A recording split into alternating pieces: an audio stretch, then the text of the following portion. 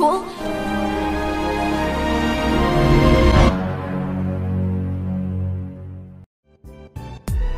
Yo, halo netizen, apa kabar hari ini? Semoga selalu menegangkan dan mengasihkan ya. Kalaupun ada masalah, nikmati sajalah, pasti akan ada jalan keluarnya. Oke? Kali ini, Mimin mau ceritain suatu film bergenre fantasi, yaitu Bridge of Terabithia. Di mana film ini mengisahkan persahabatan antara seorang remaja no life yang berasal dari keluarga miskin dengan gadis pindahan kota yang kaya raya. Lalu untuk melupakan kehidupan yang keras, mereka pun mulai berpetualang bersama dan membuat suatu kerajaan fantasi yang bernama Terabithia. Nah, mulai penasaran kan gimana ceritanya? Kalau begitu tanpa berlama-lama lagi, langsung aja kita let's go ke filmnya.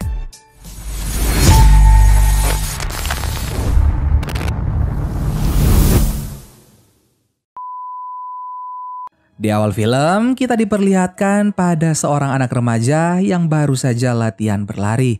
Perkenalkan, namanya adalah Jess Aaron, seorang anak yang terlahir dari keluarga petani miskin. Dalam kehidupan sehari-harinya, ia selalu membantu pekerjaan berat orang tuanya. Namun, sang ayah selalu memberi Jess tekanan dan terkesan pilih kasih padanya. Hal itu dikarenakan sang ayah lebih menyayangi adik Jess yang bernama Maybelle. Tak hanya di rumah, di sekolah pun Jess bahkan tidak memiliki teman dan ia kerap menjadi sasaran empuk tindakan bullying teman sekelasnya. Hal ini dikarenakan Jess terlahir sebagai anak petani miskin.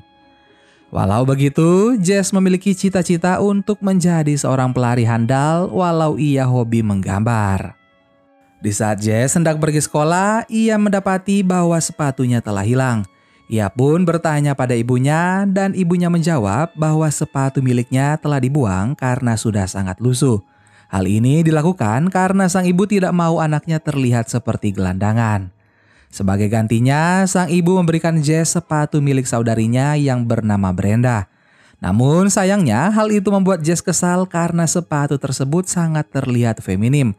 Ditambah tak lama lagi sekolahnya akan mengadakan sebuah perlombaan balap lari. Kemudian ayah Jess pun datang dan berkata bahwa Jess memang sangat memerlukan sepatu baru. Namun hal itu langsung ditentang oleh ibunya karena kondisi keuangan keluarga yang tidak mencukupi. Hal ini membuat Jess menjadi pasrah karena walau ngotot minta dibelikan sepatu pun uangnya tidak ada. Sehingga agar tidak terlihat terlalu feminim, Jess pun mengecat ulang sepatu itu dengan warna hitam. Kemudian ia pun berlari menuju bus yang menjemputnya. Namun di dalam bus itu Jess justru mendapat perlakuan yang kurang mengenakan oleh teman sekelasnya yang bernama Janice. Singkat cerita, mereka akhirnya sampai di sekolah. Guru yang sering mereka panggil mulut monster pun mengajar di kelas. Lalu Jess yang terlihat sedang fokus menulis lagi dan lagi mendapat perlakuan buruk oleh Gary dan juga Hogger. Dikarenakan sepatu Jess yang ternyata masih terlihat feminim. Guru yang mendengar keributan itu pun langsung memerintahkan mereka agar segera diam. Lalu di tengah jam pelajaran, kepala sekolah pun masuk ke dalam kelas bersama seorang murid baru yang berpakaian eksentrik. Murid baru itu pun memperkenalkan dirinya dan ia bernama Leslie Burke. Singkat cerita, perlombaan balap lari pun akan segera dimulai. Seluruh anak laki-laki mulai bersiap di garis start dan di saat balapan hendak dimulai, tanpa diduga anak baru yang bernama Leslie malah ikut berbaris di garis start. Lalu balapan pun dimulai. Jess memimpin di depan, namun di saat garis finish hanya tinggal beberapa langkah lagi, dengan sangat cepat Leslie berhasil menyalip dan memenangkan perlombaan tersebut. Leslie kemudian mengajak Jess bersalaman, namun karena kesal, Jess pun mengabaikannya dan pergi. Kini jam pulang pun tiba, Jess dan Mai lalu turun dari bus, namun tanpa disangka Leslie pun ikut turun. Jess yang kebingungan menuduh bahwa Leslie telah menguntitnya. Namun Leslie membantainya dan berkata bahwa ia telah pindah rumah di sekitar situ. Lalu mereka pun berpisah. Ketika di rumah, Jess kemudian melihat-lihat buku gambarnya. Namun ia merasa ada gambaran aneh di buku tersebut. Karena sekamar dengan Mai, Jess pun secara induksi langsung menuduh adiknya karena telah bermain-main dengan barangnya. Suara keributan itu rupanya terdengar sampai di luar sehingga memancing kedatangan ayah mereka. Lalu sebagai sanksi, Jess pun disuruh membuang sampah setelah jam makan malam oleh ayahnya. Scene kemudian berpindah di sekolah di mana kelas musik pun dimulai. Guru yang bernama Miss Edmund menyuruh setiap murid untuk mengambil alat musik yang diinginkan untuk dimainkan. Namun Jess malah terus memandangi wajah gurunya itu. Walau masih bocah, ternyata Jess malah menyukai seorang wanita yang umurnya terpaut sangat jauh dengannya. Hal itu pun disadari oleh Leslie dan ia menyuruh Jess untuk mengambil foto guru itu agar Jess dapat memandangi fotonya setiap saat. Setelah kelas berakhir, mereka pun pulang. Di dalam bus terlihat Jess yang sedang menggambar dan Leslie pun mengintipnya. Karena malu, Jess langsung menutup buku gambarnya. Leslie kemudian tersenyum dan memberikannya permen karet. Setelah di rumah, Jess secara tidak sengaja mendengar percakapan orang tuanya yang membahas kondisi keuangan keluarga yang mulai memburuk. Dan ia paham bahwa keluarganya saat ini sedang mengalami krisis keuangan. Pada keesokan harinya, guru kemudian menyuruh Leslie untuk membacakan sebuah puisi. Dan di saat Leslie membacakan puisinya, Jess pun terhanyut dalam kisah itu sehingga ia dapat melihat elemen-elemen fantasi. Setelah puisi selesai dibacakan, guru kemudian menyuruh murid-muridnya untuk menonton suatu program TV yang tayang pada malam hari untuk sarana belajar. Namun Leslie tiba-tiba menginterupsi gurunya dan berkata bahwa ia tidak memiliki TV karena orang tuanya menganggap bahwa TV dapat membuat sel-sel otaknya rusak. Mendengar hal itu, teman-teman sekelasnya pun tertawa dan mengumpatnya dengan ejekan manusia gua. Bahkan hingga jam pulang pun teman-temannya masih membuli Leslie. Setelah turun dari bus, Leslie berkata bahwa Jess beruntung memiliki saudari perempuan. Namun dengan tegas, Jess malah berkata bahwa ia ingin menukar keempat saudarinya dengan seekor anjing. Leslie berkata bahwa dirinya menginginkan seekor anjing. Setelah mereka berdialog, mereka pun melempar tasnya lalu latihan berlari bersama menuju hutan. Dan tanpa sengaja, mereka menemukan sebuah tali tambang yang menggelantung sebagai penghubung antara dua hutan. Mereka kemudian bermain-main dengan tali tersebut.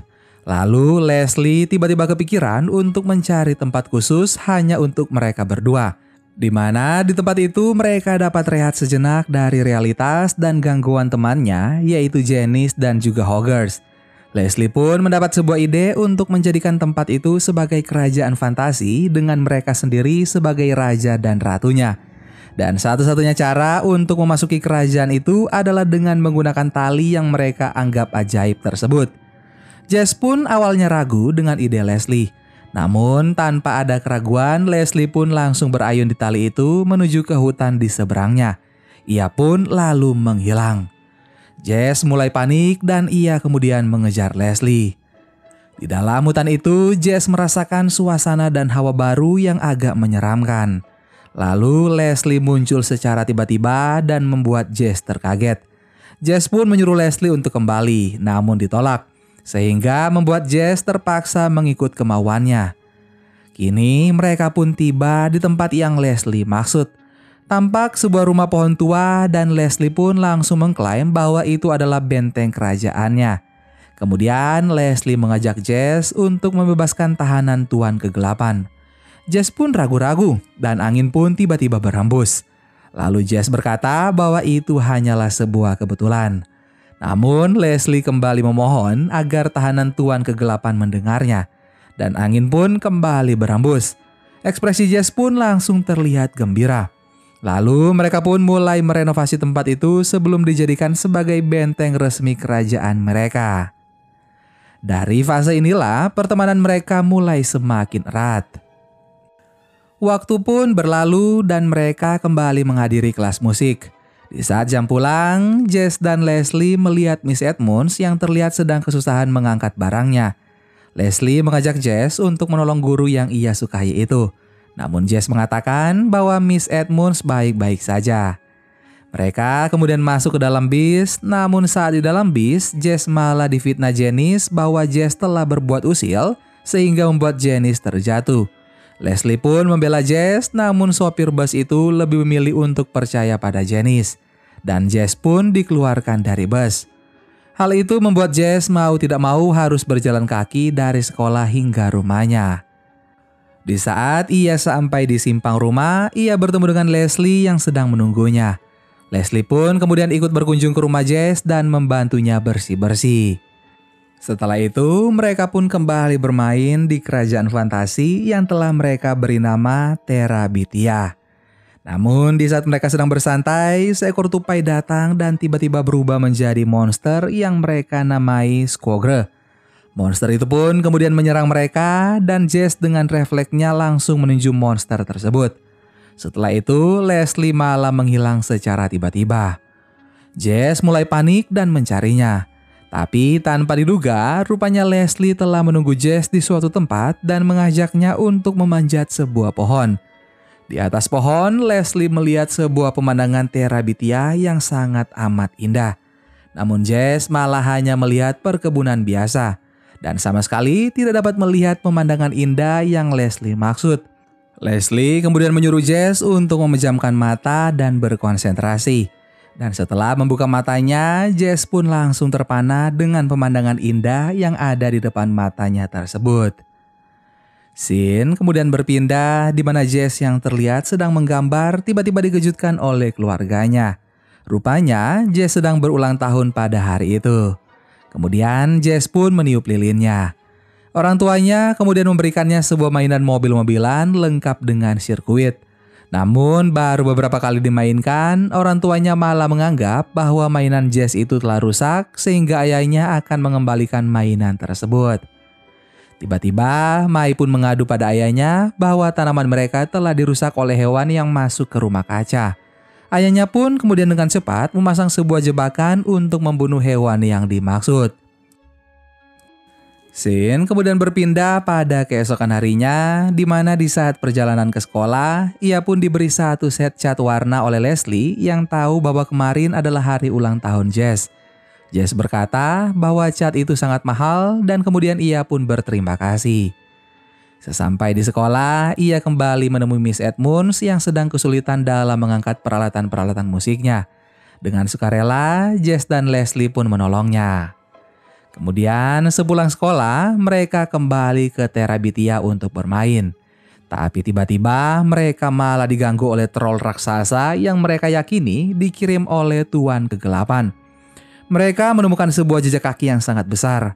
Karena waktu yang telah sore, mereka pun akan kembali melanjutkan pencarian troll pada esok hari. Waktu berlalu, Jess pun bangun jauh lebih awal untuk memeriksa kebun ayahnya.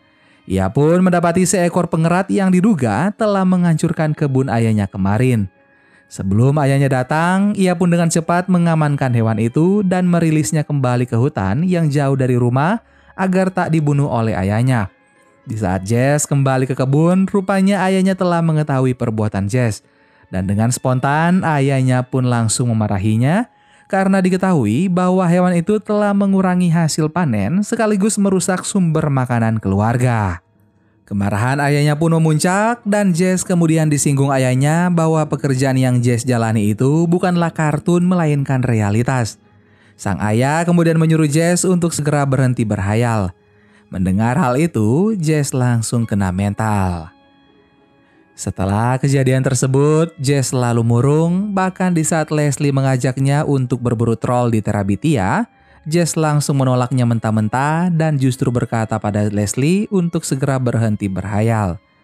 Tapi di saat yang bersamaan, Jess melihat seekor anjing yang akan dihibahkan. Ia pun teringat keinginan Leslie yang sangat menginginkan seekor anjing.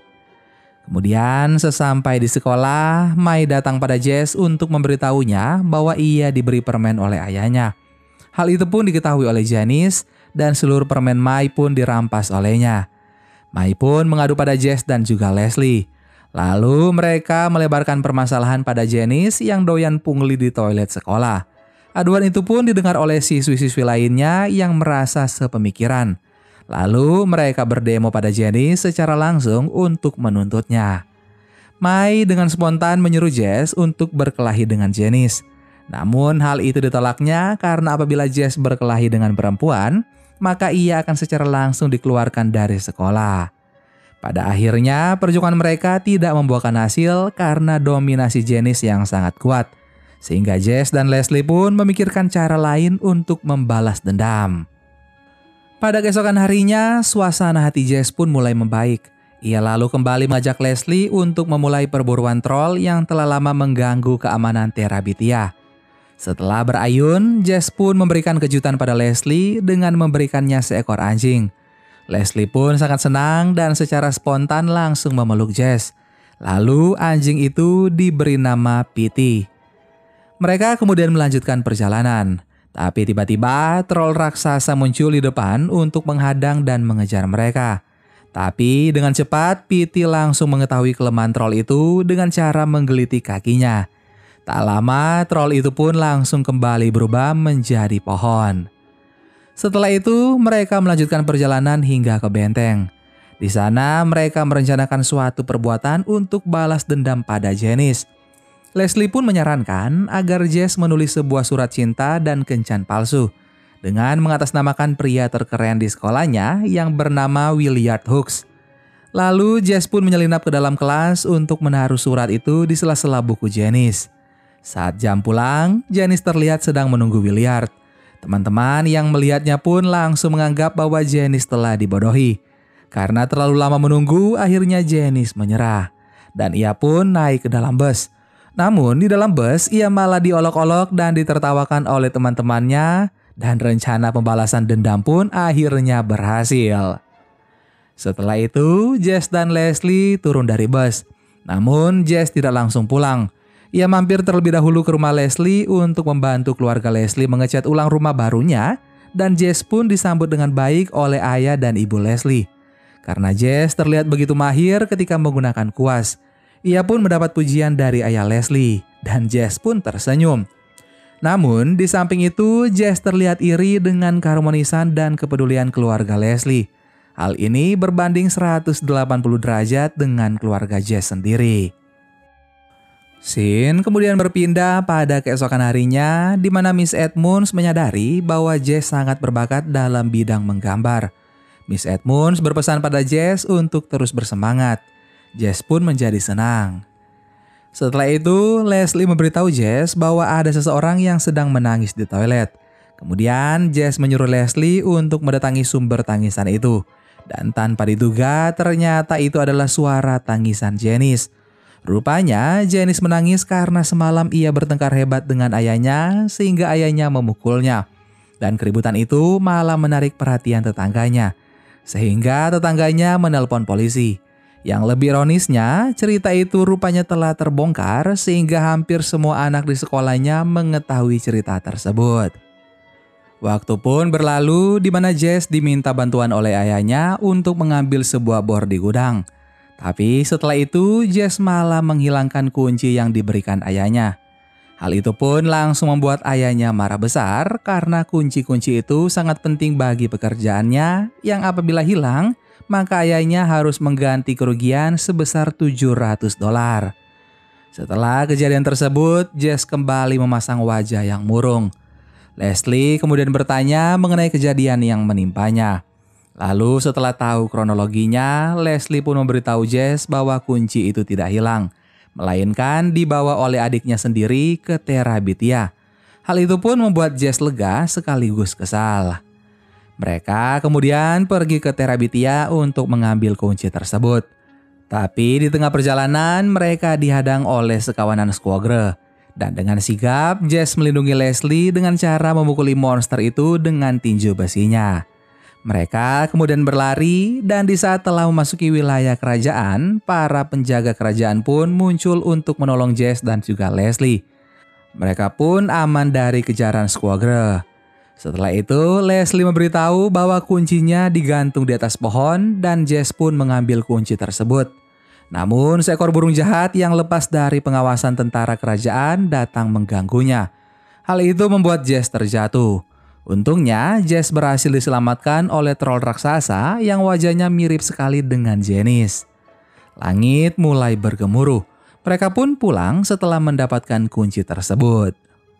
Pada keesokan harinya, Miss Edmunds menelpon Jess untuk mengajaknya berjalan-jalan ke sebuah pameran seni. Jess menjadi senang dan ia meminta izin kepada ibunya untuk keluar. Miss Edmunds menjemputnya dengan menggunakan sebuah mobil. Lalu mereka pun pergi dan melewati rumah Leslie. Jess kepikiran untuk mengajaknya, namun ia malah mengurungkan niatnya dan memilih untuk pergi berduaan dengan Miss Edmunds. Sesampai di museum, Jess pun sangat senang dikarenakan ia sama sekali belum pernah datang ke museum. Jess lalu menikmati setiap karya seni yang terpampang. Setelah keliling-keliling museum, mereka pun pulang dan Jess berterima kasih pada Miss Edmunds. Di saat telah sampai di rumah, Jess langsung dipeluk oleh ibunya dan keluarganya terlihat gelisah. Jess menjadi kebingungan. Lalu ayahnya memberitahu Jess bahwa Leslie telah meninggal ketika mencoba berayun di tali dan talinya pun terputus. Sehingga mengakibatkan Leslie jatuh dan membuat kepalanya terbentur. Leslie pun kemudian tewas tenggelam di sungai. Mendengar hal itu, Jess pun langsung syok dan tidak mau mempercayai ayahnya. Ia pun pergi sendirian ke rumah Leslie untuk memastikan sendiri. Namun saat sampai di rumah Leslie, ia melihat mobil polisi dan Jess pun percaya. Ia pun larut dalam kesedihan dan mengurung diri di kamar. Ayahnya masuk ke kamarnya setelah Jess tertidur untuk membereskan barang-barangnya dan memakaikannya selimut. Pada keesokan harinya, Jess dengan orang tuanya datang berkunjung ke rumah Leslie untuk mengucapkan bela sungkawa. Ayah Leslie memeluk Jess dan mengatakan bahwa Leslie sangat mencintainya, serta mengatakan bahwa Jess adalah sahabat terbaik yang belum pernah Leslie miliki. Setelah itu, Jess pun bertemu dengan Miss Edmunds dan ia malah berkata, "Lain kali kita harus mengajak Leslie untuk ikut." Hal ini dikarenakan Jess sangat menyesal karena tidak mengajak Leslie pada saat itu. Lalu setelah kejadian itu, di saat Jess naik ke bus, sang sopir menyatakan bela sungkawanya atas apa yang telah terjadi pada Leslie. Di sekolah pun Jess selalu murung. Bahkan di saat Hogger mengganggunya, ia malah memukulnya dengan sangat keras. Sehingga membuat gurunya menyuruh Jess untuk menunggu di lorong. Beruntung saja ia hanya ditegur karena sang guru paham dengan apa yang telah menimpanya. Bel pulang pun berbunyi dan saat mau keluar, Jess malah didorong oleh Hogger dan kawanannya. Janice yang melihat pun merasa iba, bahkan saat di dalam bus, Janice malah duduk di samping Jess. Kemudian setelah turun dari bus, Jess pun langsung bergegas ke hutan dengan harapan akan bertemu kembali dengan Leslie. Di dalam hutan, ia pun mendengar seseorang berteriak meminta tolong. Dan Jess pun langsung mencari sumber suara itu. Dan ternyata suara itu berasal dari Mai yang terpeleset karena diam-diam ikut menguntit kakaknya ke hutan. Setelah menolongnya, Jess langsung mendorong dan membentak adiknya agar segera pulang. Hal itu dikarenakan Jess memiliki pandangan bahwa tidak ada yang boleh memasuki hutan itu selain Leslie dan dirinya sendiri. Mai pun menangis dan langsung pergi. Merasa frustasi, Jess pun membuang cat yang dulu diberi oleh Leslie, namun tiba-tiba sosok bayangan dengan cepat mengejarnya. Jess pun lari sekuat tenaga, namun pada akhirnya ia pun tertangkap. Ternyata sosok bayangan itu adalah ayahnya sendiri yang datang untuk menenangkannya. Jess pun menangis dan berkata bahwa ia takut Leslie masuk ke neraka. Ditambah ia merasa bersalah karena pada saat itu ia tidak mengajak Leslie. Dan ayahnya pun menjawab bahwa Jess sama sekali tidak bersalah. Setelah suasana hati Jess membaik, ia pun meminta maaf kepada Mai atas perlakuannya yang kurang baik. Lalu agar tidak lagi menelan korban, Jess pun berinisiatif untuk membangun sebuah jembatan penghubung antar hutan khusus untuk adiknya. Lalu setelah jembatan itu jadi, Jess pun kembali mendatangi Mai dan mengajaknya pergi ke hutan rahasia itu bersama-sama. Dan Mai dengan mata tertutup dituntun oleh Jess menuju jembatan itu. Lalu sesampai di sana, adiknya pun membuka matanya dan langsung terkagum dengan jembatan buatan kakaknya itu. Mereka berjalan di atasnya dan Jess pun memakaikan mahkota putri pada adiknya sembari bercerita bahwa di hutan kuno itu ada sebuah kerajaan. Namun adiknya sama sekali tidak dapat melihat apapun. Jess kemudian menyuruh adiknya untuk berkonsentrasi dengan pikiran terbuka. Lalu dengan seketika Mai pun dapat melihat penduduk Terabithia yang menyambut mereka. Dengan cepat, hutan itu pun berubah menjadi kerajaan fantasi.